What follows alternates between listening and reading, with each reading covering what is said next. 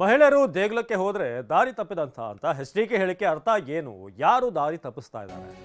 ಏನು ಯಾರು ದಾರಿ ತಪ್ತಾ ಇದ್ದಾರೆ? ಇಂಥದ್ದೆಲ್ಲವನ್ನು ಕೂಡ ಅವರು ಉತ್ತರ ಕೊಡಬೇಕಾಗುತ್ತೆ. ಮಹಿಳೆಯರು ದೇಗುಲಕ್ಕೆ ಹೋಗೋದೇ ತಪ್ಪ? ಎಚ್ಡಿಕೆ ಹೇಳಿಕೆ ಅರ್ಥ ಏನು? ಯಾರು ದಾರಿ ತಪ್ಪಿದ್ದಾರೆ? ಕುಮಾರಸ್ವಾಮಿ ಹೇಳಿಕೆಗೆ ಡಿಸಿಎಂ ಡಿಕೆ ಶಿವಕುಮಾರ್ ಕಿಡಿಕಾರಿದ್ದಾರೆ. ಈ ರೀತಿಯಾದಂಥ ಹೇಳಿಕೆಯನ್ನ ಕೊಡೋದು ಖಂಡನೀಯ. ಇದನ್ನು ಖಂಡಿಸಬೇಕಾಗುತ್ತೆ. ಇದು ನಮ್ಮ ಹೆಣ್ಣು ಮಕ್ಕಳಿಗೆ ಮಾತ್ರ ಅಲ್ಲ, ಇದು ನಾಡಿಗೆ ಅವಮಾನ ಮಾಡುವಂತ ಒಂದು ಹೇಳಿಕೆ. ಡಿಸಿಎಂ ಡಿಕೆಶಿ ಜೊತೆಗೆ ನಮ್ಮ ಪ್ರತಿನಿಧಿ ಗೋಪಾಲ್ ಸೋಮಯ್ಯ ಮಾತನಾಡ್ತಿದ್ದಾರೆ. ಬನ್ನಿ ನೋಡೋಣ. ಡಿಕೆ ಶಿವಕುಮಾರ್ ನಮ್ಮ ಜೊತೆ ಇದ್ದಾರೆ, ಅವರನ್ನೇ ಕೇಳೋಣ. Sir, H D. ಕುಮಾರಸ್ವಾಮಿ ಅವರ ಒಂದು ಹೇಳಿಕೆ ಏನು ಪ್ರತಿಕ್ರಿಯೆ ಕೊಡ್ತೀರಿ ಅನ್ನೋದು ಇದಕ್ಕೆ? ಇಲ್ಲ, ನನಗೆ ಪ್ರತಿಕ್ರಿಯೆ ಕೊಡೋಕ್ಕೆ ಭಾಳ ನೋವಾಗ್ತಾ ಇದೆ. ಅವ್ರು ನನಗೆ ಹೇಳಿದ್ದಾರೆ, ನನಗೆ ಕುಮಾರಸ್ವಾಮಿ ಅವರು ಉತ್ತರ ಕೊಡಬೇಕು ಅಂತ ಹೇಳಿದ್ದಾರೆ.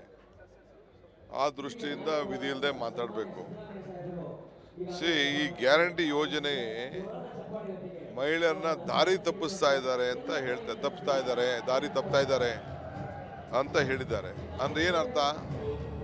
ಯಾವ ಹೆಣ್ಮಗಳು ದಾರಿ ತಪ್ತಾ ಇದ್ದಾರೆ? ಇವರು ತಂದೆ ಮನೆಗೆ ಹೋಗೋದು, ಅವರ ಅಣ್ಣ ತಮ್ಮದಿರ ಮನೆಗೆ ಹೋಗೋದು, ದೇವಸ್ಥಾನಕ್ಕೆ ಹೋಗೋದು, ಇಲ್ಲಾಂದ್ರೆ ಮಕ್ಕಳನ್ನ ವಿದ್ಯಾಭ್ಯಾಸಕ್ಕೆ ಹಣ ಖರ್ಚು ಮಾಡೋಂಥದ್ದು, ಹಬ್ಬ ಆಚರಣೆ ಮಾಡೋಂಥದ್ದು, ಫ್ರಿಜ್ ತಗೊಳ್ಳೋದು, ಟಿವಿ ತಗೊಳ್ಳೋದು, ಲ್ಯಾಪ್ಟಾಪ್ ತಗೊಳ್ಳೋದು, ಬಟ್ಟೆ ತಗೊಳ್ಳೋದು, ಇವೆಲ್ಲ ತಪ್ಪು ಕೆಲಸನಾ? ಏನು ದೇವಸ್ಥಾನಕ್ಕೆ ಹೋಗ್ತಾರಪ್ಪ, ಅವರ ತೀರ್ಥಕ್ಷೇತ್ರಗಳಿಗೆ ಹೋಗ್ತಾರಪ್ಪ, ಏನು ತಪ್ಪು ಮಾಡಿದ್ದಾರೆ? ಇದು ಈ ರೀತಿ ಮುಖ್ಯಮಂತ್ರಿ ಆಗಿದ್ದಂಥವ್ರು, ಜವಾಬ್ದಾರಿ ಮನುಷ್ಯರಿರೋರು, ಇಡೀ ದೇಶ ಇವತ್ತು ನಮ್ಮ ಗ್ಯಾರಂಟಿನ ಹೊಗಳ್ತಾ ಇದೆ. ನಮ್ಮ ಗ್ಯಾರಂಟಿ ನೋಡಿ ನರೇಂದ್ರ ಮೋದಿಯವರು ಮೋದಿ ಗ್ಯಾರಂಟಿ ಅಂತ ಶುರು ಮಾಡಿದ್ದಾರೆ. ಇವತ್ತು ನೀವು ಇಂಥ ಹೇಳಿಕೆ ಕೊಡೋದು ಖಂಡನೀಯ. ಇದಕ್ಕೆ ಜನ ಏನು ಮಾಡ್ತಾರೆ ಹೆಣ್ಮಕ್ಳು ಅಂತ ನನಗಿನ್ನ ಗೊತ್ತಿಲ್ಲ. ಇದು ಹೆಣ್ಮಕ್ಳು ಒಂದೇ ವಿಚಾರ ಅಲ್ಲ, ಮಾನವ ಕುಲಕ್ಕೆ ಒಂದು ದೊಡ್ಡ ಅವಮಾನ. ಇದನ್ನು ನಾನು ಹೇಳಲಿಕ್ಕೆ ನಾನು ಬಯಸ್ತೀನಿ. ಈ ವಿಚಾರದಲ್ಲಿ ಕುಮಾರಸ್ವಾಮಿ ಅವರು ಕ್ಷಮೆ ಕೇಳಬೇಕು ಅಂತ ನೀವು ಬಯಸ್ತೀರಾ ಸರ್? ಇದು ತಗೊಳ್ಳೋಣ. ಇದು ಇನ್ವರ್ಟರ್ ಎಸಿ.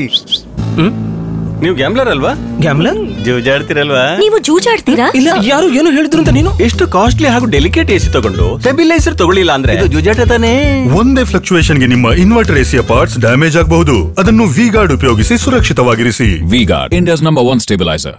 ಯಾಕೆ ಅವ್ರು ಕ್ಷಮಾಪಣೆ ಕೇಳಲಿ? ಅವ್ರಿಗೆ ಕ್ಷಮಾಪಣೆ ಅದೆಲ್ಲ ಲೆಕ್ಕಕ್ಕಿಲ್ಲ ಅವ್ರಿಗೆಲ್ಲ.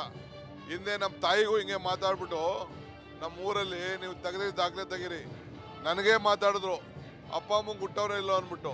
ನಮ್ಮ ಊರಿಗೆ ಬಂದ್ಬಿಟ್ಟು ಹಿಂಗೆ ಕ್ಷಮಾಪಣೆ ಕೇಳಿದ್ರು. ಕ್ಷಮಾಪಣೆಯಿಂದ ಏನು ಉತ್ತರ ಸಿಗೋದಿಲ್ಲ. ಅರ್ಥ ಆಯ್ತಾ? ಇದು ಅವರ